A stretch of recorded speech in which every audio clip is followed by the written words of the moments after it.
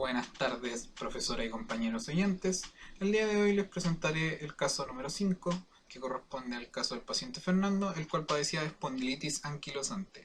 Mi nombre es Carlos Venegas y comenzaré la presentación.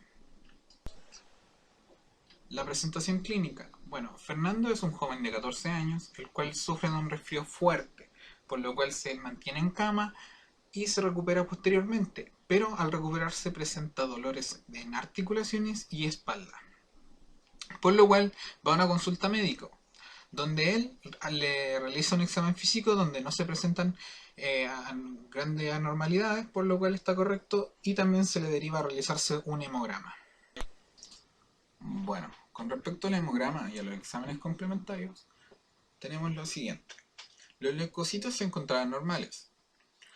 Así bien, dentro de esto los segmentados se encontraban aumentados, presentándose un 72%, siendo los valores normales de un 30 al 60%. En consecuencia de ello, los linfocitos se encontraban disminuidos, presentándose un 23%, siendo los valores normales 35 al 60%. Con respecto a las otras células, los basiliformes, monocitos y eosinófilos se encontraban normales. Las otras pruebas, como el hematocrito, se encontraba normal, la hemoglobina también se encontraba normal, las plaquetas también se encontraban normales. Pero el VHS, o también conocido como la velocidad de sedimentación, se encontraba altamente aumentada, ya que el paciente presentaba 32 milímetros por hora y los valores normales son de 1 a 10 milímetros por hora. Con respecto a la hematis, leucocito y plaquetal frotis, se encontraban normales. Con respecto a los otros exámenes que se le realizaron al paciente, tenemos que la glicemia se encontraba normal, la urea se encontraba normal, pero cabe decir que si bien los valores normales son menores a 40 mg de decilitro, lo de los jóvenes oscila entre un 5 y el 18%, por lo cual se encontraba anormal dentro de lo normal. Con respecto a la creatinina, se encontraba normal. La PCR se encontraba ligeramente aumentada, ya que los valores normales son menores a 13 mgdl y el paciente presentaba 4. Y el sedimento urinario se encontraba normal. Una vez realizados los exámenes, acotaré con una inferencia propia. Hasta este punto, podemos denotar que se encuentran aumentados los segmentados, por lo cual indica una posible infección bacteriana, lo cual se corrobora con el aumento de la VHS y también el aumento de la PCR que se encuentra en el paciente por producto de combatir la infección bacteriana por la inflamación, que se denota con la PCR, valga la redundancia. Posterior a los exámenes, Fernando, con el pasar de los días, presenta un aumento del dolor de espalda. También señala que le cuesta incorporarse de la cama debido a la progresiva rigidez de sus articulaciones. Sumado a todo esto, también presentaba molestias oculares, dolor y visión borrosa, como también enrojecimiento de los ojos, por lo cual es derivado a un reumatólogo. Este le practica un examen físico donde se pueden denotar algunas anormalidades, las cuales son las siguientes. Primero, una uveitis moderada, es decir, una inflamación de la capa media del ojo. Segundo, una pérdida de movilidad, específicamente su cadera. Y tercero, el dolor es presentado dolor en cuello, tobillo y talón, por lo cual se le realizan más exámenes. Bueno, con respecto a los exámenes que se le solicitaron a los pacientes son los siguientes. Exámenes de anticuerpos antinucleares como los anticuerpos anti-DNA, anti-NRO, anti-LA, anti-RNP, anti-JO, anti-SM, anti-SCL70, que todos salieron negativos. Sumado a esto, también se le realizó otras pruebas como el título de antiestreptolicinado, también denominada ASO, que salió negativa. Una prueba de presencia de factor reumatoide, que también salió negativa. Y por último, el examen del antígeno leucocitario humano B27, el cual salió positivo. Sumado a todo esto, también se le realizó una radiografía de columna para evaluarla, la cual presenta una ligera desviación, pero a modo de ejemplificación he colocado una imagen de dos radiografías, siendo la de la izquierda una desviada y la segunda ya tratada y recta, lo cual se considera normal. Por otra parte, También a Fernando se le realizaron mediciones adicionales que señalaban un aumento de los niveles de inmunoglobulina A total, además de la presencia de anticuerpos anti-Klebsiella neumonía.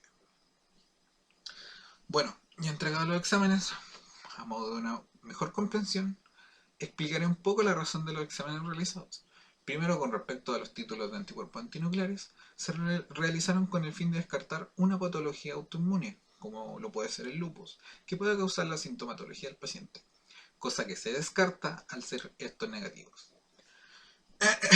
Con respecto al título de antiestreptolicinado, es para descartar la presencia de un estreptococo del grupo A, ya que es una sustancia que es liberada por el organismo, cosa que también se descarta al ser negativa. La prueba del factor reumatoide es para evaluar si es una artritis de carácter reumatoide, cosa que se descarta al ser negativa. Y por último, la prueba del antígeno leucocitario humano B27 es para inferir o no en el caso de una espondilitis anquilosante, cosa que será explicada más adelante. Con respecto a la radiografía, es para evaluar la condición de la columna, que sumada a las pruebas anteriores será el índice para el diagnóstico de esta patología. Por último, el examen de inmunoglobulina A total es para evaluar si existe una infección en el paciente, como se denota por la presencia de anticuerpos anti-Klebsiella neumonía, o también por si este presentaba una reacción autoinmune, la cual fue descartada por la negatividad de los anticuerpos antinucleares. Bueno, con lo previamente dicho y explicado, el reumatólogo llegó a la conclusión diagnóstica de la espondilitis anquilosante. Bueno, post-diagnóstico se inicia el tratamiento de Fernando, el cual consiste en ejercicios más en medicamentos antiinflamatorios, sumado a una dieta baja en carbohidratos, lo cual conllevará a una disminución de síntomas y una mejora general del paciente. Así a su vez también disminuyó en gran medida el VHS, también disminuyó el nivel de anticuerpo IgA, como también anticuerpos anti-Klebsiella neumonía también disminuyeron. Por lo cual, finalmente, para la siguiente sesión, se le recomienda al paciente hacer ejercicio por vida, sumado a una terapia kinésica para mejorar postura y disminuir en consecuencia los dolores. Bueno, ¿qué es la espondilitis anquilosante? La espondilitis anquilosante es la artropatía seronegativa más común y representativa. Es decir, que es la patología articular más común y representativa que no presente factor reumatoideo positivos ni anticuerpos antinucleares positivos, como lo es en el caso de Fernando. El término espondilitis se refiere a la inflamación de la vértebra, también conocidas como espóndilos. En cambio, el término anquilosante se refiere a que existe compromiso fibrótico o bien osificación entre las articulaciones de la columna, como se aprecia en la imagen de la derecha, siendo la fusión la osificación. Esta patología se caracteriza por la inflamación crónica del esqueleto axial, con dolor de espalda de tipo inflamatorio y rigidez progresiva, lo que se manifestó, por ejemplo, en la poca movilidad de Fernando y también el dolor de espalda. Cabe decir que esta enfermedad también puede involucrar caderas, hombros, articulaciones periféricas y entesis, es decir, que no solo se puede presentar en la espalda o en la columna. Con respecto a la epidemiología de la patología, podemos decir lo siguiente. Afecta más a los varones en proporción 3:1 con respecto a las mujeres. Se presenta en la etapa de 20 a 30 años de edad regularmente, pero en algunos casos el punto de corte es de menor de 40 a 45 años según la zona geográfica para el diagnóstico. Con respecto a su prevalencia varía según la zona, etnia, factores ambientales y genéticos, siendo el caso de América Latina una prevalencia de 10,2 personas con respecto a 10.000 habitantes. Con respecto a la etiología, esta es desconocida, al igual que la patogenia de la patología, pero se vincula en gran medida al gen del antígeno leucocitario humano B27, ya que se presenta en el 90% de los casos de espondilitis anquilosante, aunque cabe decir que presentar el gen no significa presentar la patología. El presentarlo solo genera de 1 al 2% de probabilidad. Otros genes que se vinculan, pero en menor medida también, son el gen ERAP1, genes del receptor de interleuquina 23 y genes asociados con TNF22. Por último, debemos decir que la asociación de factores genéticos también es relevante, ya que la heredabilidad es de un 90% y es significativa si se presentan los síntomas.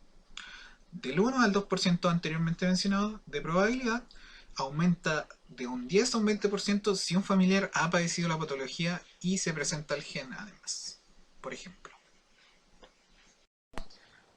Bueno, ¿qué es el HLA? El HLA es el sistema de antígeno leucocitario humano, o también conocido como complejo mayor de histocompatibilidad, MHC. Es una parte fundamental del sistema inmunitario humano, ya que permite distinguir moléculas propias de las impropias. La generación de estas también se puede decir que está controlada por el gen del brazo corto del cromosoma 6. La función del MHC es la de presentar antígenos al receptor de linfocitos T, denominados TSR. Con respecto al MHC, se debe decir que existen tres clases, siendo las más relevantes las dos primeras, donde el MHC de clase 1 son expresadas en todas las células nucleadas y son las responsables de presentar los péptidos a los linfocitos T citotóxicos, o también denominados CD8. Por otra parte, los MHC tipo 2 o clase 2 se expresan exclusivamente en las células presentadoras de antígenos, como son las células dendríticas, macrófagos y células B, para presentar el antígeno a los linfocitos T helper o CD4. Cabe decir que la zona de genes de MHC3 no ayudan en la presentación de antígenos, sino en la codificación de moléculas proinflamatorias como componentes del complemento, como el factor C2, C4, entre otros. Y bueno, con respecto al HLA B27, es un MHC de clase 1.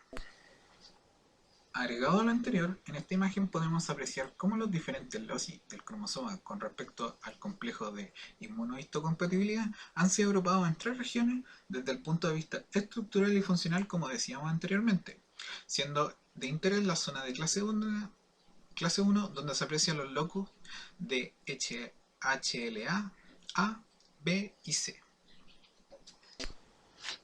Bueno, anteriormente hablamos sobre la prevalencia según la zona geográfica. De esta manera hablaremos sobre los subtipos de HLA-B27 y su distribución poblacional con la asociación a la espondilitis anquilosante. Bueno, hasta el momento se han descrito más de 100 alelos diferentes de HLA-B27, cuyo polimorfismo se localiza en unos pocos aminoácidos situados en el sitio de unión al péptido. El alelo B2705 ha sido encontrado mayoritariamente en todas las poblaciones estudiadas. El B2701, 02, 08 y 09 han sido descritos en personas caucásicas, mientras que el B2704, 06, 07 han sido solamente observados en poblaciones orientales, y por último el B2703 en poblaciones del oeste africano. No todos los subtipos de HLA-B27 están igualmente asociados a la enfermedad, sugiriendo de esta manera que el polimorfismo podría modular la susceptibilidad a la enfermedad. Bueno, los alelos B27, 02, 04 y 05 están fuertemente asociados a espondilitis anquilosante, mientras que el B2707 y B2703 se encuentran asociados con una menor prevalencia en algunas poblaciones. Existen dos alelos, el B2706 y el B2709, que no se han encontrado asociados a esta enfermedad. Bueno, con respecto a la Klebsiella pneumoniae, es un bacilo gram negativo que pertenece a la familia de la Enterobacteriaceae. Es un patógeno oportunista y que está frecuentemente asociado a infecciones en la comunidad o infecciones nosocomiales. Existe una teoría del posible mecanismo etiopatogénico de la Klebsiella pneumoniae en la espondilitis anquilosante, y esto es debido a que se ha encontrado en grandes cantidades en las heces de las personas que tienen espondilitis anquilosante. Hay varias hipótesis que tratan de explicar la relación de esta bacteria con la patología. Se cree que los genes que codifican los antígenos de la HLA-B27 generan productos que son similares a antígenos de la Klebsiella pneumoniae.